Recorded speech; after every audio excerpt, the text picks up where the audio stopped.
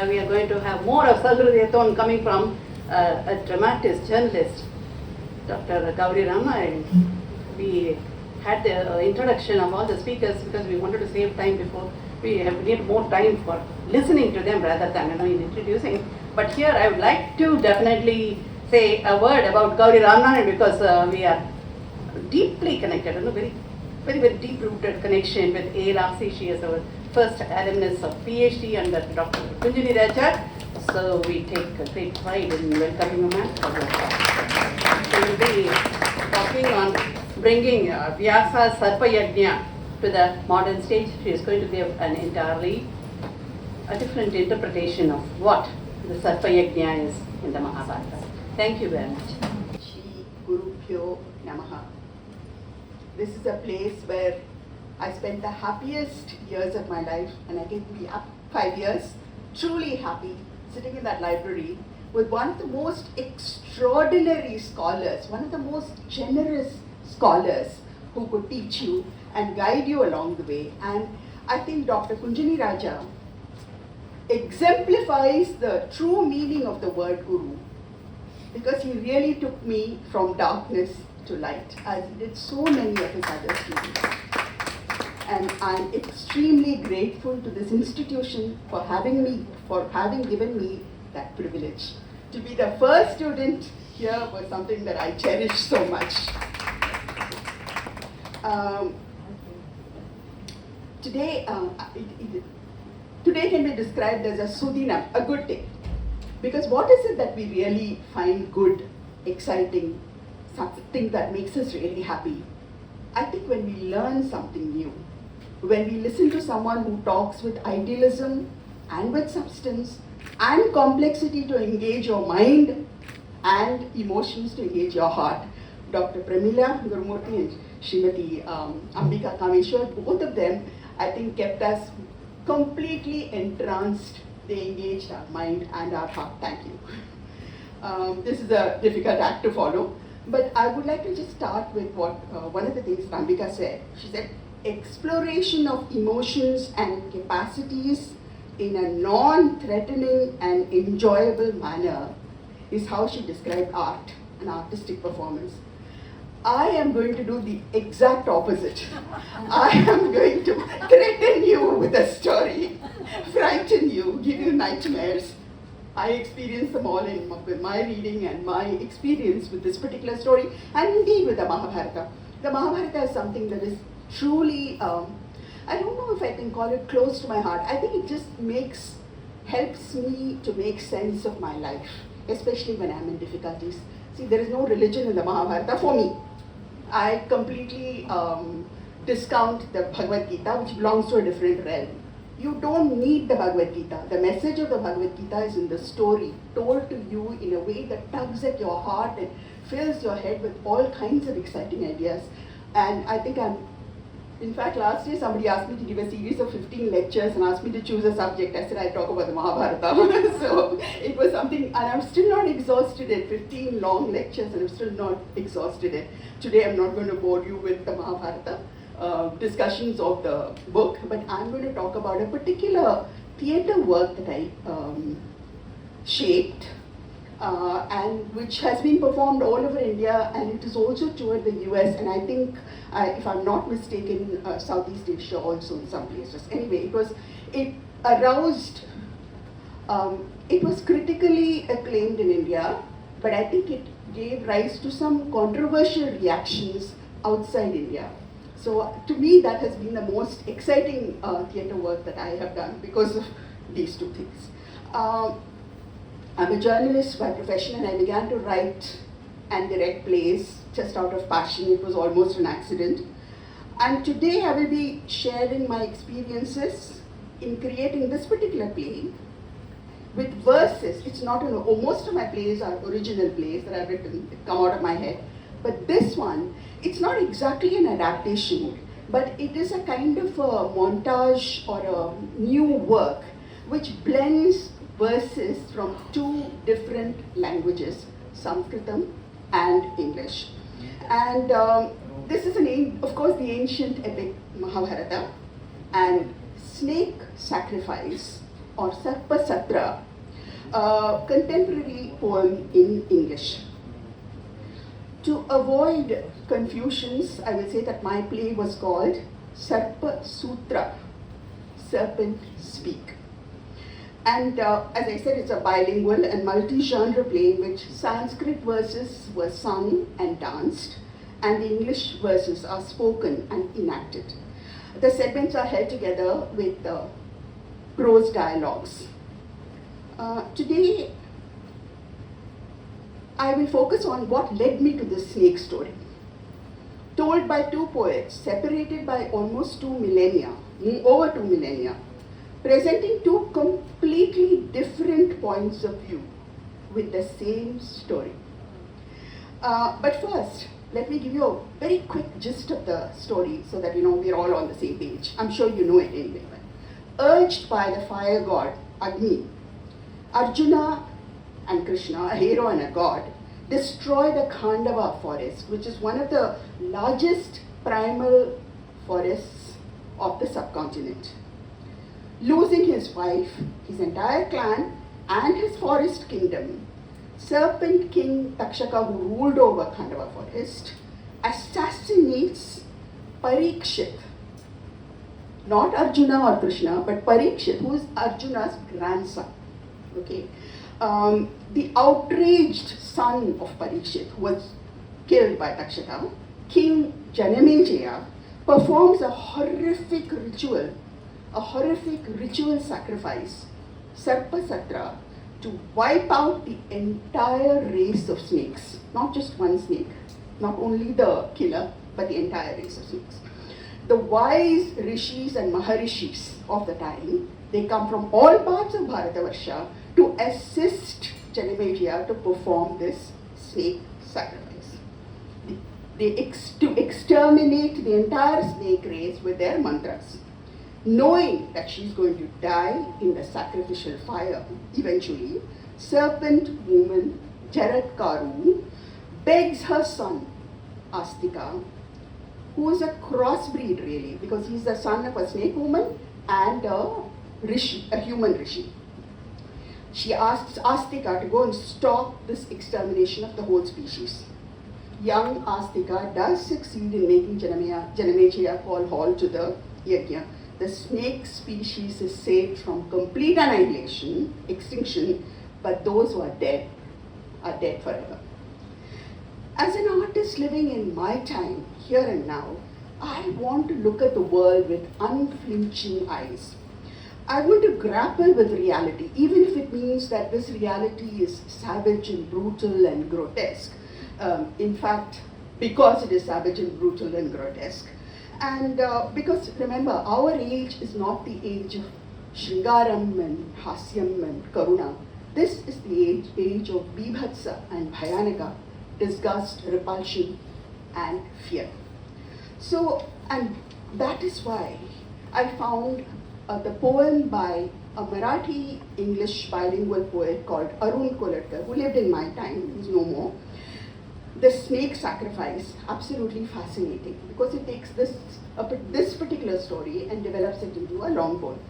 And reading Arun Kolarkar led me back to Vyasa, whose story of the Pandava rulers, Janamejaya and Parikshit, was told to me by my grandmother in my childhood, and I'd almost forgotten it. In fact, Janamejaya and Parikshit are mostly lost in the pages of the Adi Parva, the first section of the Mahābhārata. Hardly anyone reads it, though I find it now the most exciting part of the Mahābhārata. So, let me remind you once again, before we proceed, that Janamejaya, the aggressor, the snake sacrifice instigator, is the son of Parikshit, who was killed by the snake Takshaka. And Parikshit is the son of Abhimanyu, a warrior who died in the Kurukshetra battlefield. And Abhimanyu's father is Arjuna. Okay, so we have this. What we have is a 4-generation story spanning the entire Mahābhārata. So the reading that original story in Sanskritam with the Hindi translation, of course, made me realize that this is probably the most ethically ambiguous tract in the entire Mahābhārata And that's saying a lot, because Mahābhārata itself is a text of ambiguity, paradox, oxymoron, contradiction, conflict, everything that is difficult to understand. Moreover, this Adi-Parva story spans, as I said, 4 generations, and therefore it is a cyclical account of revenge, cyclical account of violence. I'm sure it reminds you of the history of the world. A cyclical account of revenge involving multiple characters and incidents across time and space. Vyasa tells the tale in the voice of the omniscient, all-knowing, detached author. Arun Koletkar uses multiple narrators and to make the story mirror our lives and our times in the most urgent, realistic, graphic manner. Firstly, who are the narrators? Firstly, it is the perpetrator of the crime, Janamejaya, the mighty king. Janamejaya himself, exploding in fury, blasts of fury, he appears on the stage. Okay. Then he is filled with a contagious thirst for blood that infects everyone around him and turns everybody mad, bloodthirsty. Secondly, one of the victims of the sacrifice, the snake woman, Charatkaru, who is herself on the brink of being burned to death. She describes 2 senseless massacres that she has witnessed in her life. Finally, the poet sums up the whole thing with a gloomy warning. Once the fire of vengeance has been lit, it cannot be put out. It hides itself for a while, only to be reignited for more destruction later, cyclically. I don't have to give you political analogies now. You know what's happening in the world, the kind of terrorism that comes in cycles and is never put out. So if you ask, what is the story, what is the source of sufferings and troubles in the world, most of us would immediately say violence. What is the antidote for violence? We would immediately say ahimsa is the antidote, himsa. Or we may say it in a more positive way by saying it is compassion and empathy. Strangely, the Mahābhārata, which says, I think more than on one occasion, ahimsa paramo dharmaha, center stages violence in all its ramifications as no other epic in the world has ever done. Vyasa shows us every kind of violence arising from sources which are as varied as greed, gluttony, love of war, hunting, pride in one's physical strength and military skills, hubris, arrogance, megalomania, power, competitiveness, cruelty, and of course thirst for revenge. Arun Koletkar, the contemporary poet who wrote Snake Sacrifice in English, takes this traditional mythological story of the ancient prehistoric past from Vyasa, the legendary author, without making any change in the narrative. No changes at all. He keeps it exactly as it is. But he gives it an irreverent, unexpected, and a heterodox twist. This enabled him to introduce all the major issues that we face in the world today: environmental degradation, ecocide, genocide, ethnic cleansing, political terrorism, and craze for blood. For my greed, let's not forget that. For my stage adaptation, I decided to juxtapose the magisterial Vyasa with the sardonic tongue-in-cheek Arun Koletkar. I changed the name.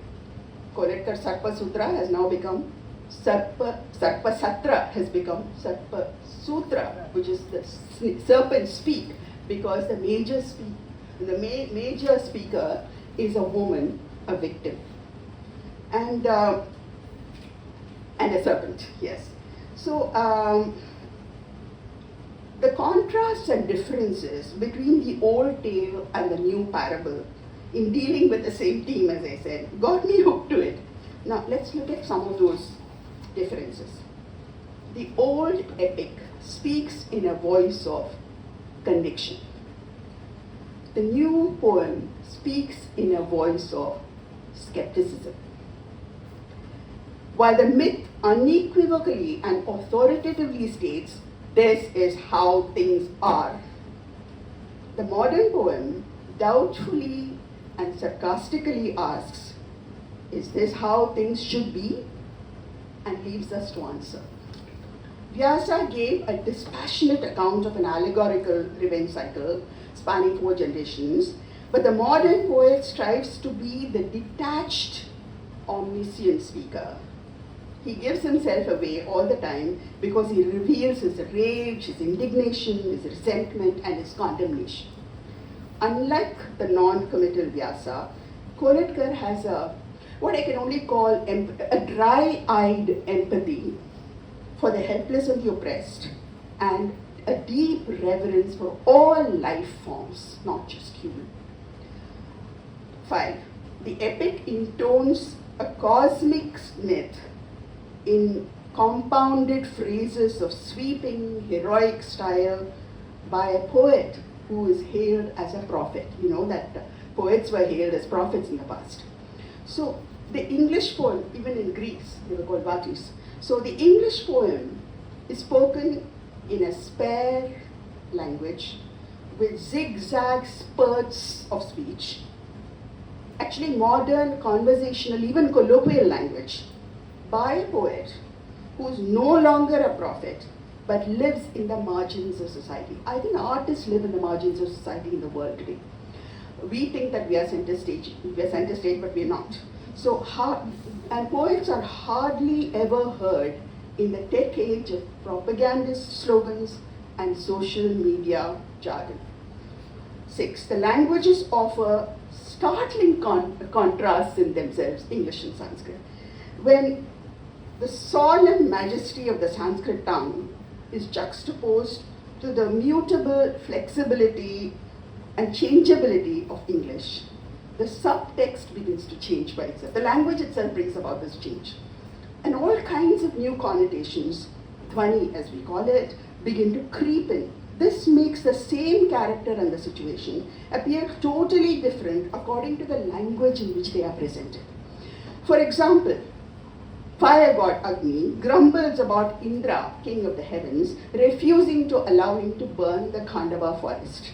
This is a statement made by a god in the Mahābhārata, in the Deva Bhasha. But when it comes to the human tongue of English, what happens? When he does it in English, the fire god appears to be a sly rascal, blaming a political adversary. It's a complete change. To make this point forcefully, Koletkar reduces Vyasa's Devalokam, Bhulokam, Patalalokam division to simply planet Earth, because all three are right here in this world. The serpents are identified with the Nagas, which is, the term is there in the original, Nagas, but as forest-dwelling tribals of primordial origin who are being hunted and decimated now. In other words, they are the Dalits, the victims. The Kshatriyas and the gods are the exploiters, the entitled, privileged classes of beings. So Vyasa remains in a mythological world, but Koletkar creates a modern police state with a dictator in charge, Janamejaya. For example, Vyasa merely states that the great rishis and maharishis conducted the Sarpa-yajña with their mantras. Koletkar wonders why these wise counselors of the state did not stop the king's madness. Why did they actively promote his plans? Then he gives an answer. He says, because they are dealing with a tyrant and they are afraid. Secondly, they profit by violence because they are just worried about one thing, and I quote Koletkar, how to wangle a job for themselves as officiating priests. And besides, it's not every day that the king himself comes to you with a blank check and all but begs you on bended knees with the offer. How can you refuse? Koletkar certainly does not spare Vyasa himself. As we know, Vyasa is not only the storyteller but a character in the Mahābhārata. He is the father of Pandu and Dhritarashtra. And yet, like a drop of water on the lotus leaf, Vyasa detaches himself from the narrative. He does not get involved in the situations and characters. Though he is a sage and the author of the epic Mahābhārata, an epic of dharma, Vyasa seems to be promoting adharma in attending the snake sacrifice. He does more. He does not condemn Janamejaya as a Rakshasa, but calls him a Rajarishi. Janamejayasya Rajarshe Sarpasatre Mahatmana Krishna Dvaipayana Prokta Supunya Vividhattara. These are the words from the Mahābhārata itself. But Kolatkar does not find this surprising. Why should Vyasa bother about the fates of the snakes when later he was not going to lift a finger to stop his own grandsons and great-grandsons from killing themselves out in Kurukshetra? And I quote Kolatkar here. And the heart sinks when you realize that even someone like the great Vyasa himself looks upon the event essentially as a not to be missed opportunity to unleash his self-indulgent epic upon an unsuspecting world. Too long, if you ask me. I mean, 24,000 verses, Lord have mercy. 24,000 verses in Bharata. The final version of the Mahābhārata has 100,000. So, this was what was recited by Vaishampayana for the first time on the earth at the Sarpa-satra, which was presided over by Vyasa. So he says, I mean 24,000 verses, Lord have mercy, what it badly needs is a good editor. But what do you expect of an old man who saw it as no part of his business to interfere, let alone try to stop the madness of his grandchildren from getting completely out of hand, who let it run its full course to the inevitable tragic ending? Saw them all kill each other off, just stood by as a whole nation destroyed itself, and instead of being ashamed of the whole saga and his own role in it, quietly set out to put down the whole wretched chronicle in black and white and in polished verse, to the eternal shame of posterity. Now let us go back to where it all started, to the beginning of the revenge cycle.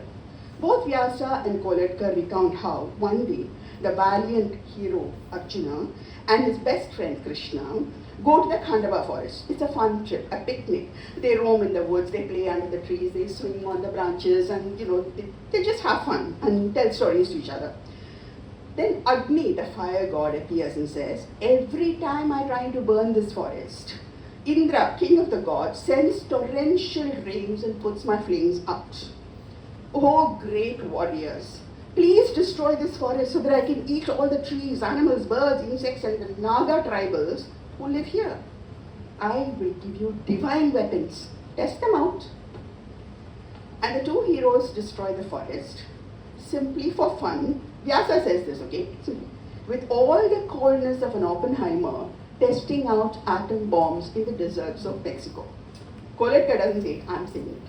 Kolatkar's main, because think of how the entire place was devastated when the bomb was burst, okay?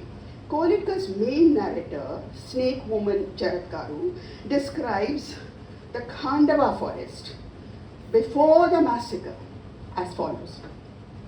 That forest had been God's own laboratory where life had been allowed to express itself with complete abandon. Some of the trees in that place were hundreds and hundreds of years old, easily, and it contained a wealth of medicinal plants that were not found anywhere else. It contained 5,000 different kinds of butterflies alone, and a golden squirrel found nowhere else. And after the massacre, here's where the tale gets bloody. Nothing was left. Nothing was left. Not a trace of that great sanctuary so dear to Indra. Not just the trees, birds, insects, animals, herds upon herds of elephants, antelopes, gazelles, but people as well. Simple folk, children of the forest who had lived there for generations since time began. They've gone without a trace. With their language that sounded like the burbling of a brook, their songs that sounded like the twitterings of birds, and the secrets of their shamans who could cure any sickness by casting spells with special flutes made from the hollow wing bones of red-crested cranes. Why did they do it? Just for kicks, maybe? Maybe just the fact that now they had all these fantastic weapons went to their heads and they just couldn't wait to test their awesome powers? Maybe. They just wanted a clear title to the land, unchallenged by so much as a tiger moth. Evil brings more evil. Losing his wife, his tribe, and his entire kingdom in the Khandava massacre, Serpent King Takshaka takes his revenge in the third generation. Even Vyasa shows how there is no heroism in Takshaka's revenge because he slinks in secretly and kills without anyone knowing that he's going to kill. It's not a face-to-face combat. And what makes it worse is Arjuna and Abhimanyu were far too powerful for him to handle. But Parikshit was a weak king. How do we know? He invited a curse by acting really stupidly with a sage. You know that story. He misbehaved. So it is in retaliation that Parikshit's son, Emperor Janmejaya, performs a Sarpa-yajña to kill the race of snakes. So let's take a closer look at how the old and the new poets look at the central act of the sacrifice. Calling the massacre yajna or satra outrageous Koladkar. Yajna is a sacred oblation offered to the divine to propitiate the gods for prosperity on earth. And the sacrificial fire in a yajna is a spiritual entity. But here, the yajna is revenge and the fire is a butcher. No more. But was Koladkar right in taking a swipe at Vyasa for sugarcoating butchery as sacrifice? Did Vyasa shut his eyes and his mouth to the way Krishna colluded with Arjuna in the forest massacre? Did he just keep quiet? Careful reading showed me that this is not true, not at all true. And I'm sorry I'm daring to take up arms against Koladkar's reading. But I honestly felt after reading the original tracks of the Mahābhārata that this was not so at all. And I will give you, because Vyasa's tone, his language and delivery, they may sound old-fashioned, non-committal. But look hard and you will see that there is moral outrage which is provoked to burning point in him by the violence that he is describing. And you hear the screams too in Vyasa. I'll give 3 examples. A simple one, Vyasa creates a graphic image in showcasing the rishis performing the snake sacrifice as red-eyed, smoke-shrouded and wearing black garments. Koladkar repeats this, but it's not his. It was there in the original Vyasa. And with that image alone, the red and the black and the smoke, immediately, you can't see, right, when it's smoky. That means you're being blind, right? So that very image is enough to make you realize that evil is at work here. And he describes them as doing their job with a passionless efficiency, which adds to the voice of condemnation. The fact that they do not question the king's orders is enough in Vyasa to testify to the passive state of these rishis. And once again, you know that something bad is happening. 2. In Khandava forest, we see Agni disguised as a non-violent, dharma-following, holy Brahmin begging for a meal. But the fire god is actually demanding unholy mass killing. Vyasa highlights the irony so brilliantly. Please read it. He shows that Agni's slyness and mock humility. He shows that slyness and feigned humility in a single phrase. What does Agni say? Bhavati bhiksham dehi. Is that the way you ask for destruction of an entire forest? See how it makes you think of all the political scenarios in every country in the world now. How we lie and we fib and we misuse power. So, and see how Agni seduces these two heroes with flattery and bribe, because they say, we are on a picnic, we don't have any weapons. I give you weapons, he says. Divine weapons, test them out. In the text, Sa Yuvabhyam Sahayabhyam Astra Vidyam Samagata. Who are such experts in the military arts? Daheyam Khandavam Davam Etadannam Vritam Maya. Bhavati Bhiksham Dehi. Bhavati Bhiksham Dehi. These are the actual words. Again, in the Khandava forest, Vyasa, this is the third point.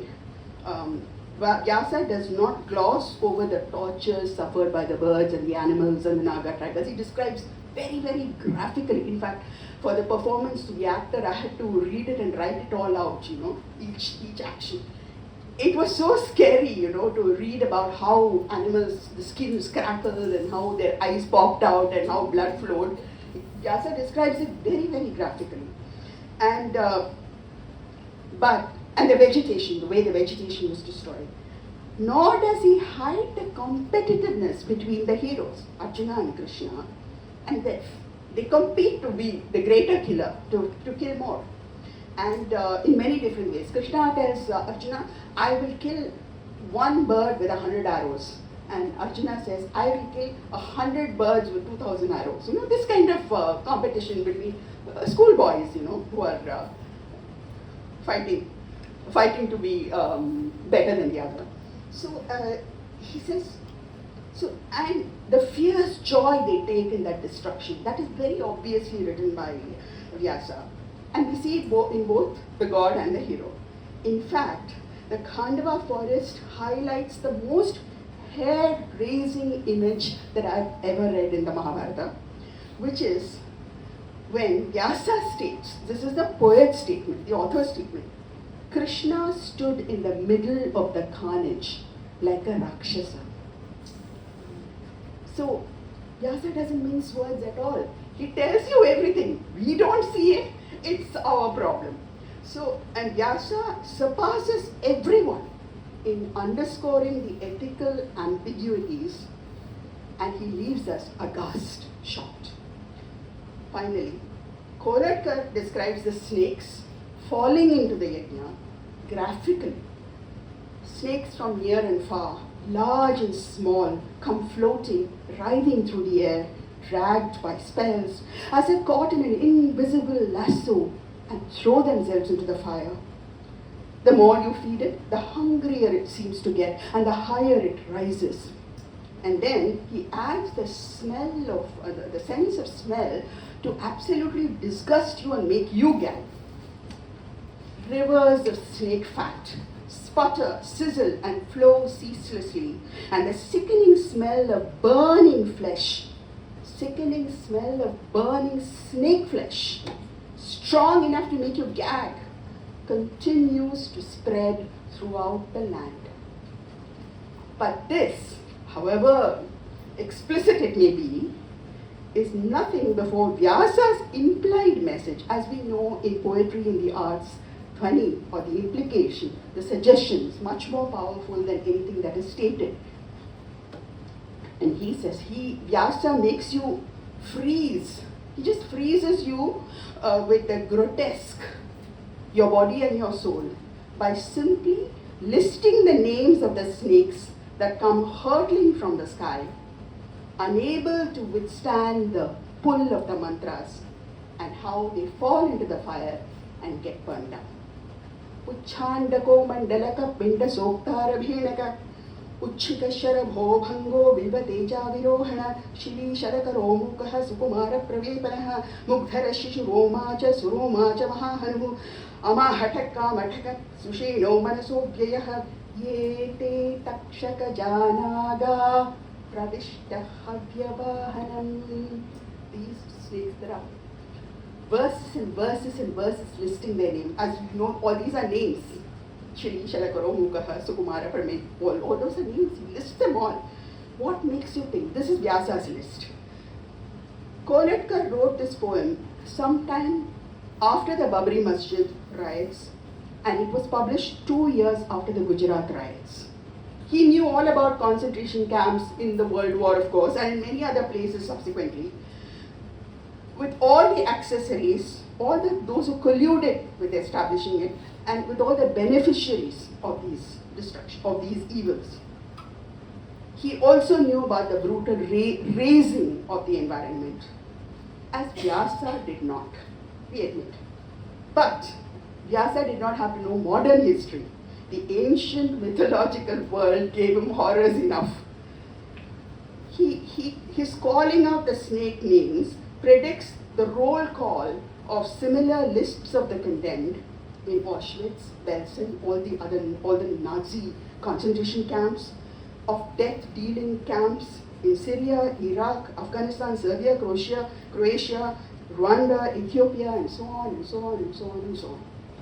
Koletkar's epilogue shows us how all cannot be well and end well, even if the sacrifice is stopped.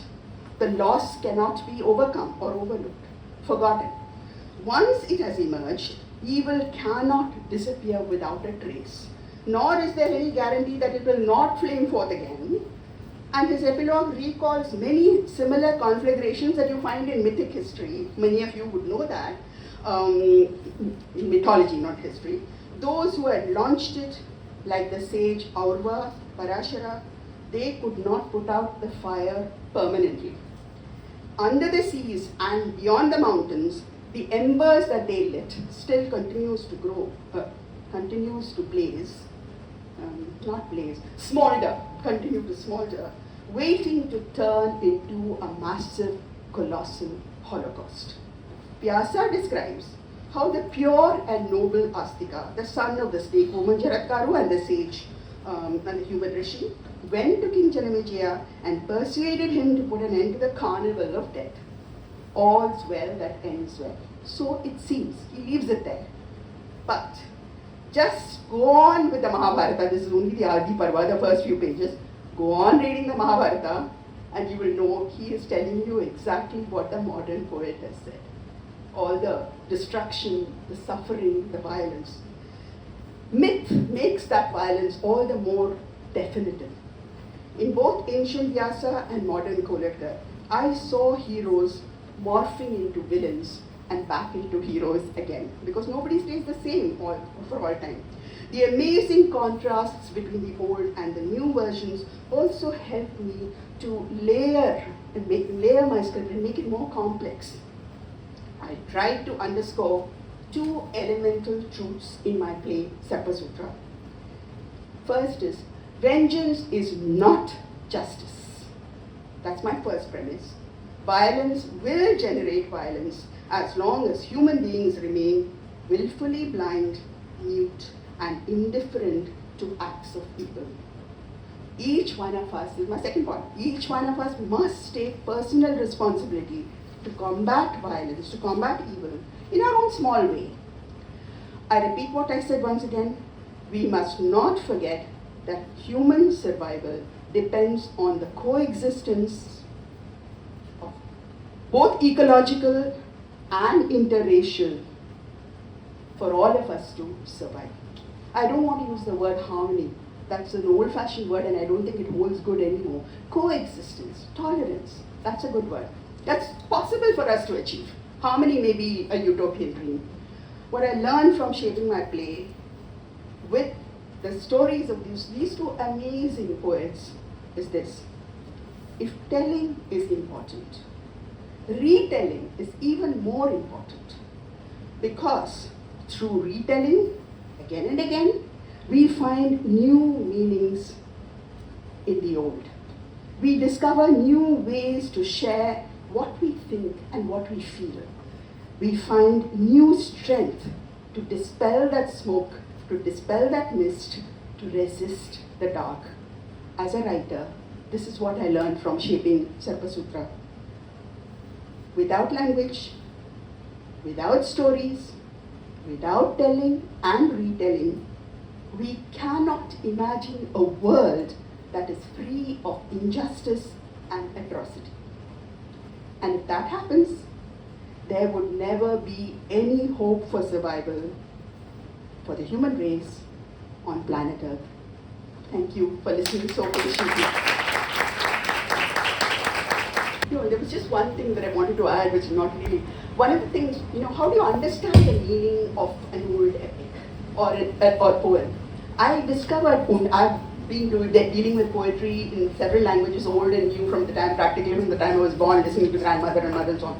Now I realized that when you set music to a poem, you understand it in a way that you cannot understand otherwise. And probably when you sing it with feeling too.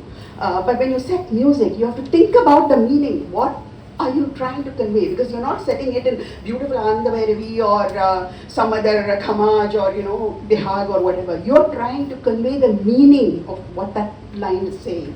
And in English it works this way. In English, which I cannot sing, I can recite.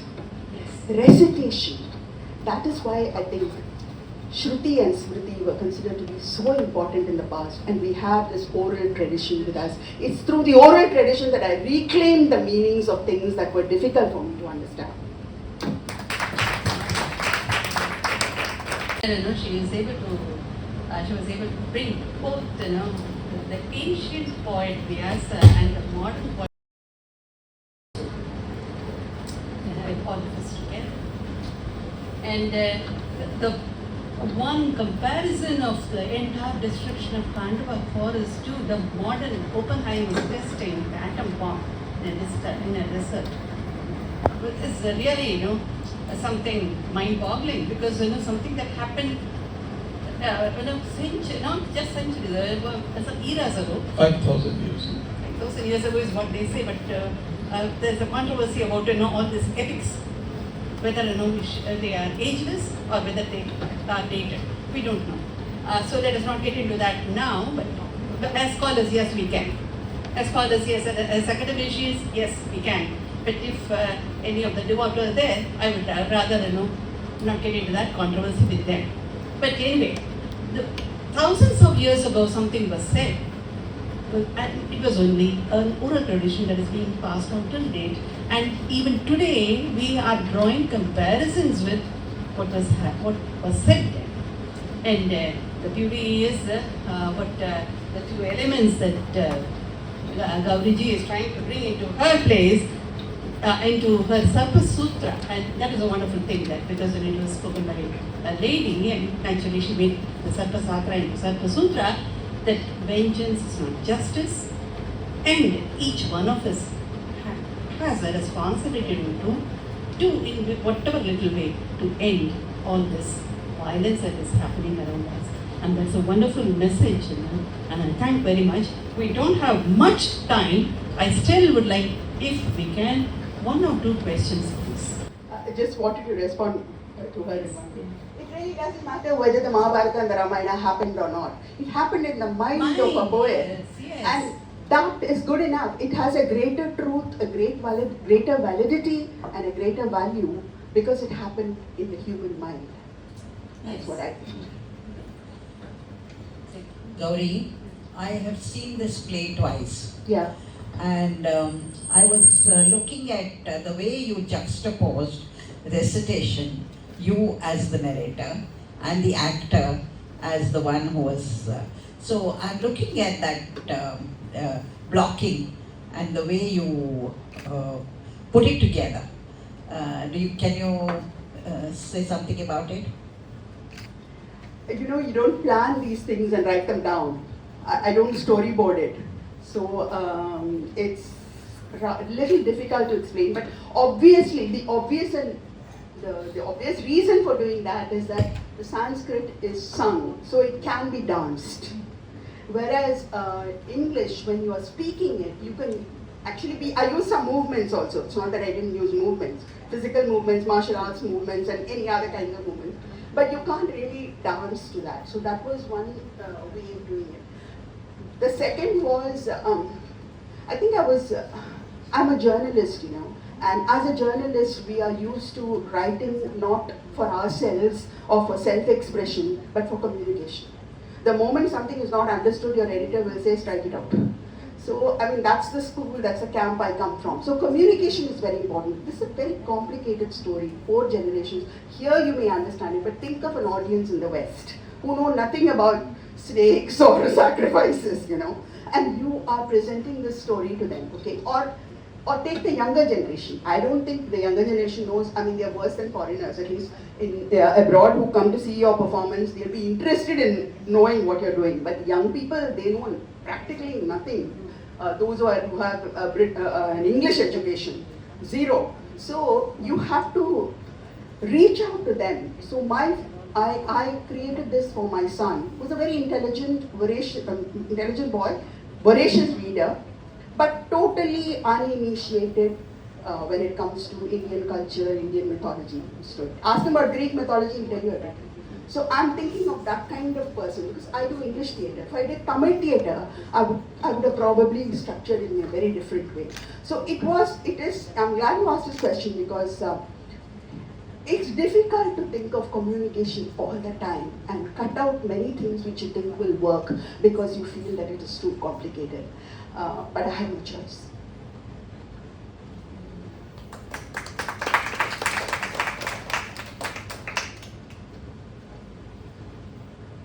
Long years ago, Vannibai mentioned to me when I did a little bit of Rukmini Kalyanam, Bhavame Illiyamma. But today I saw all the Bhavam in you because you really brought out the emotion and it was not a paper reading but you know what I mean. So that is when you see only you can really feel that. Thank you, but I've performed it, so that helps. Thank I you. also performed it, but it was like, the inhibition இல்லாம நடிக்கிறதுங்கிறது ஒரு பெரிய art காணுது. Maybe because you are the creator also. Thank you. Yes. Yes, she has a question. Will you answer that? Ma'am, you had mentioned that your theatre work still got controversies when it went abroad. Could you just talk about that, ma'am? Right, very briefly, can I tell us? Okay. Yeah, the problem was that people living abroad, especially the Indian diaspora, they are absolutely, what should I say, obsessively involved with what they call Indian culture. And very often, many of them, I won't say all, many of them don't see the plurality at all. Because in our tradition, we can say something is good and we can say something is bad at the same time. We can hold 2 different contrasting thoughts in our minds, right? So I can do this about Krishna. I can condemn Krishna as a Rakshasa on the stage, go home and light a lamp and say Vasudeva Sutam Devam Krishna Chanuramardhanam with complete devotion, with feeling. So that is something that is difficult for people to understand, and they said that I had portrayed Krishna and Arjuna as villains. No, they were villains in that context, as spoken by Vyasa, not by Gowri Ramnarayan.